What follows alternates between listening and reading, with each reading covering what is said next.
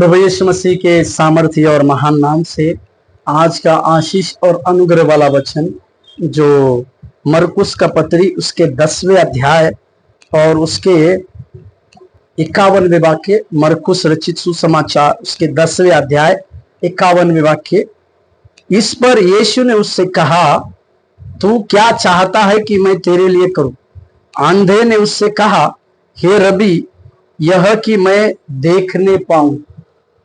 अंधा बर्तुलमै को प्रभु यीशु मसीह के द्वारा आंख या चंगाई देने, दृष्टि देने की बातों का वर्णन जहां पर मरकुस करता है, और साथ ही साथ इस अंधे बर्तुलमै की दृष्टि के इस चमत्कारों को मत्ती रचित सुसमाचार, लूका रचित सुसमाचार में देखते हैं। सिर्फ यूहन्ना रचित सुसमाचार में इस बातों को नहीं। ये अंधा बर्तुलमै जो यरीहो के किनारे, यरीहो के पास बैठकर भीख मांगता था, तिमाही का पुत्र बोलकर लिखा हुआ है इसको। वो एक भिखारी था, भीख मांगता था, सड़क के किनारे बैठकर भीख मांगता था। इस भिखारियों के लिए एक विशेष पोशाक उस समय दिया जाता था। जो जन्म से अंधे हैं उनके लिए एक विशेष पोशाक दिया जाता था। जो कोढ़ी है उनके ऊपर एक विशेष कपड़ा दिया जाता था, या जो भिखारी है उनके ऊपर एक विशेष कपड़ा दिया जाता था, ताकि इस कपड़े के द्वारा आने जाने वाला व्यक्ति पहचान पाए ये भिखारी है, ये कोढ़ी है, या ये जन्म से अंधा है। इस अंधे बर्तिमै के जीवन में भी, बर्तिमै के पास भी एक प्रकार का कपड़ा था।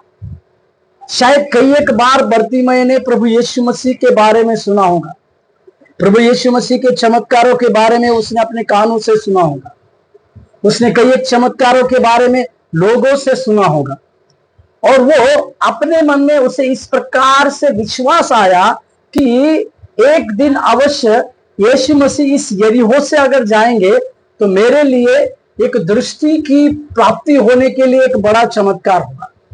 और उस समय यीशु जो उसी सड़क के किनारे से यरीहो में प्रवेश करके जा रहे थे, तब बर्तिमै जो है उसने उस भीड़ को देखकर, उस भीड़ की बातों को देखकर बर्तिमै ये समझ पाया कि जो भीड़ जिस व्यक्ति के पीछे हो रही है वो केवल यीशु मसीह ही हो सकता है। और उस भीड़ को देखकर वो बर्तिमै ने एक सबसे सुंदर बातों को, सबसे सुंदर बात जो है उस सबसे सुंदर बातों से यीशु मसीह को रोका।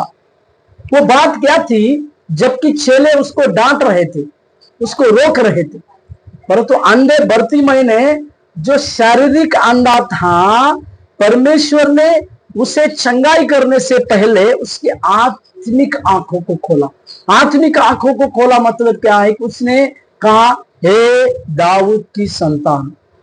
ये प्रकाशन यीशु मसीह के साथ चलने वाले किसी के पास नहीं था, यहां तक कि यीशु मसीह के 12 चेलों के पास नहीं था, परंतु इस बर्तिमै के पास परमेश्वर ने इस प्रकार से प्रकाशन तो दिया। और साथ ही जब यीशु मसीह 51वें वचन में उसको कहते हैं कि तू क्या चाहता है कि मैं तेरे लिए करूं, दूसरा आत्मिक प्रकाशन बर्तिमै यीशु मसीह के लिए कहता है। वो कहता है कि हे रब्बी, यह कि मैं देखना चाहता। ये रब्बी शब्द जो है इब्रू भाषा में उसे गुरुजी कहते हैं, या वो यूनानी भाषा में उसे गुरुजी कहते हैं, यानी गुरु को रब्बी कहा जाता है। बर्तिमै चंगाई प्राप्त करने से पहले ही प्रभु यीशु मसीह को अपना गुरु मान लिया था। हालांकि बड़ी भीड़ यीशु मसीह के पीछे हो लेती थी, परंतु कुछ लोग चमत्कार को पाकर चले जाते थे, कुछ लोग दुष्टात्मा से ग्रसित थे, वो दुष्टात्मा निकल जाती थी, वो चले जाते थे। कोई भी प्रभु यीशु मसीह को गुरु या रब्बी कह के नहीं पुकारते थे। उसका प्रकाशन इस अंधे बर्तिमै के जीवन में मिला। तो मैं यहां पर कहना चाहता हूं, शारीरिक अंधापन तो प्रभु यीशु मसीह ने इस बर्तिमै के जीवन से हटा ही दिया, परंतु उसकी आत्मिक आंखों को भी खोला। यानी मैं इस प्रकार से कहूं, बर्तिमै की शारीरिक आंखें भी परमेश्वर ने खोली और उसकी आत्मिक आंखों को भी परमेश्वर ने खोला। इसी के लिए उस आत्मिक आंखों का प्रकाशन पाने के लिए, उस आत्मिक आंखों को खोलने के लिए परमेश्वर से हम लगातार विनती करें तो परमेश्वर हमारी शारीरिक के साथ साथ आत्मिक आंखों को खोलकर उस बातों का प्रकाशन देगा जो किसी के पास नहीं, वो हमारे पास आएगा। प्रभु आपको आशीष देने पाए। धन्यवाद।